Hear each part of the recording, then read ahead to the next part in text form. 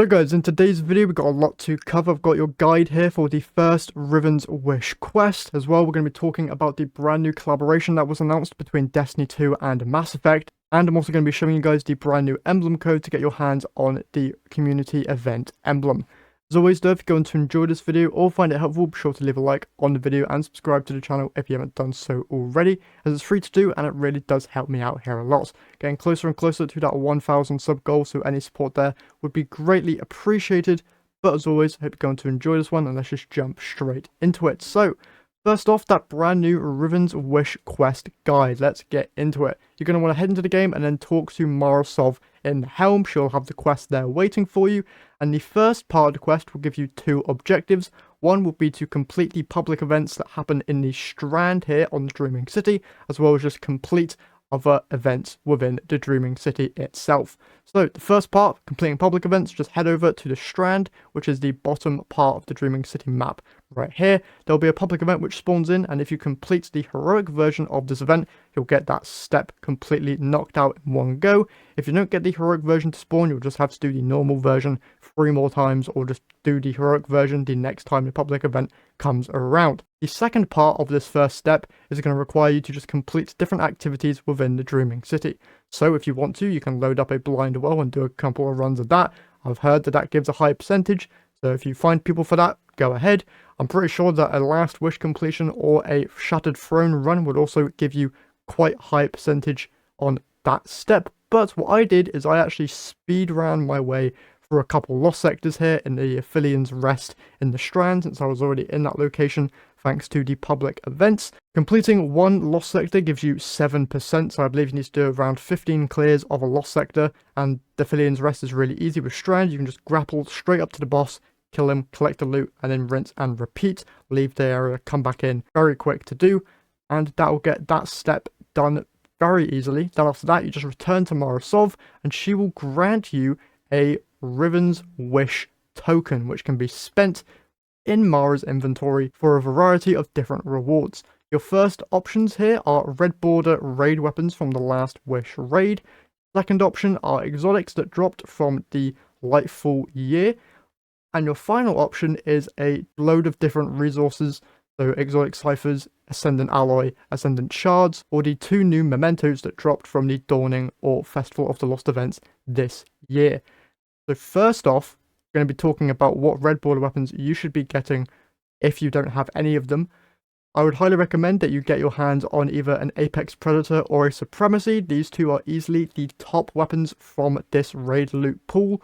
So if you don't have any of those, get them. They're very, very good. Apex Predator, best rocket launcher in the game in my opinion, and the Supremacy is a top option there for sniper rifles as well. Every other weapon here can be pretty good. Techian Force is quite a good fusion rifle, but there are now other fusions that have controlled burst, so it's not really that exclusive anymore. All the other weapons, you can go after them if you already have the Apex Predator or Supremacy, but I'd highly recommend just grabbing these two if you don't have them already, or just going after any red border weapons that you are close to getting the crafted version of. If you've got all of the red border weapons here, then you can go ahead and move on to the exotic options. Now, these do only give you the exotics that dropped during the Lightfall year, and as you can see, you are able to choose which one you get. Now, the preview here shows that they come with a total of a 46 stat roll, so it's quite low, but I will be acquiring one exotic here to see if it actually does drop really, really low stat, or if it's actually quite a high stat. So let's just check this now. And no, okay, it's not locked at the 45 stat roll, 61, not terrible, but I also have a better Swarmer, I believe, currently equipped. Not the best roll, but better than what was shown there, so good to know that that can drop quite high stats. Your second option is the different materials. Obviously, if you don't have a good exotic roll on a piece of armor that dropped this year, go for that. But then finally, just the different materials. If you want any of these, go and grab them. That's your guide for the Riven's Wish quest for this week.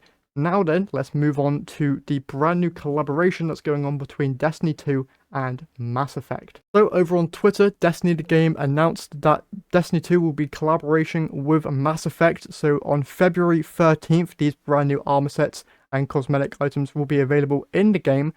And in celebration of the collaboration with our partners at BioWare, the Enhanced Defense Ghost Shell, the Alliance Scout Frigate ship, and the Alliance Dropship Sparrow items will be available to all players at no cost. So you get the ship, Ghost, and Sparrow for free, but the armor sets, like all other previous collaboration sets, will be in the Eververse store for probably a high amount of silver. So these sets look really, really cool. You've obviously got the Hunter here on the left, the Titan in the middle, and the Warlock on the right. I haven't played Mass Effect, so these are probably taking inspiration from certain characters within the Mass Effect games. Same thing goes for the design of the ship, Ghost, and the Sparrow. If you know what characters these sets are based off of, leave them in the comment section down below, because they all actually do look really, really cool. I'm especially liking the Warlock robe here. Obviously gonna have to wait until February 13th to see how it shades, but very excited nonetheless. And finally, on screen now, you're going to be seeing the brand new emblem and emblem code tied to the community event that was announced last week. The community got a load of sword kills, and now this orange sword emblem is available to be obtained in the game via the code. So head over to bungie.net/redeem, put in the code, and this emblem is yours. And that's it. That's all the quest guide stuff and all the recent news that has happened within Destiny 2. So that's it for this video. As always, if you've enjoyed, be sure to leave a like, subscribe, and I'll catch you guys in the next one.